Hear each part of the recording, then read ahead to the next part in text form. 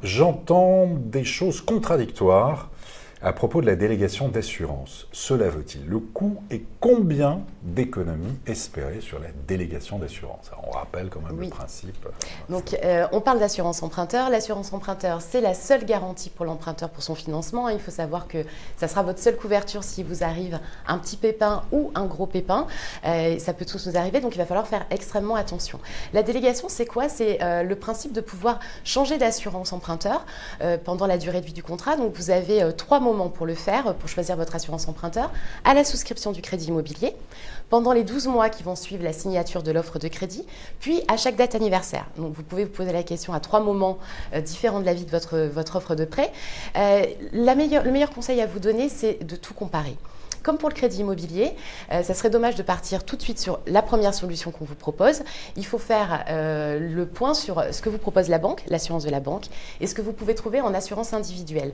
Il y a des cas où ça vaut extrêmement le coup. Vous allez avoir une assurance qui va vous coûter 3 à 4 fois moins cher. Et il y a des comparateurs d'assurance et tout ça qui existent alors régulièrement. Le courtier va également faire ce job-là, de vous faire à la fois le sujet du crédit immobilier et de l'assurance emprunteur. Donc il va pouvoir vous faire une mise en concurrence des contrats et vous accompagner sur le choix du meilleur contrat au meilleur prix.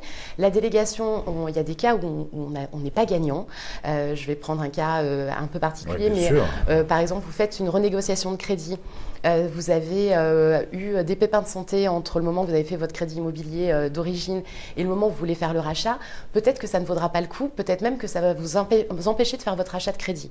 Vous êtes un senior, vous avez eu des pépins de santé, pareil, peut-être que la délégation ne vaudra pas le coup. Mais dans tous les cas, ce qu'il faut regarder, c'est pour chaque situation, quels sont les contrats disponibles, quels sont les tarifs et les garanties. Donc tentez le coup et puis vous verrez bien si ça vaut le coup d'aller jusqu'au bout d'une délégation. Ça ne vous engage à rien de faire un devis. Oui, donc il faut tenter.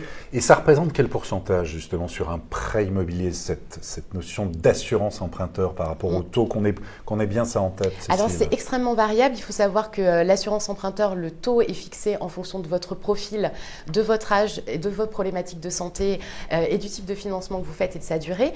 On va partir aux deux extrêmes. On va pouvoir avoir du taux à 0,1% en assurance. D'accord, 0,1. Pour des plus jeunes sans risque sur des petits achats. Et puis on va pouvoir monter sur des seniors avec des problématiques de santé sur des taux qui vont être supérieurs à 1%.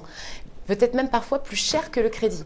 Donc la difficulté, ça va être de donner une proportion. On va dire qu'en gros, l'assurance, elle va pouvoir représenter entre 10% et 40% du coût global du financement. C'est énorme. Et donc, absolument. Donc en tout cas, on a le choix. N'hésitez pas à comparer. Voilà, évidemment, dans le cadre d'un projet immobilier, c'est quelque chose de très important. C'est vrai qu'il y a qui est monté en puissance, en tout cas depuis un an. On en parle énormément, on en parle beaucoup, et vraiment sur l'assurance emprunteur et cette délégation. Donc oui, on peut faire des économies. N'hésitez pas à comparer.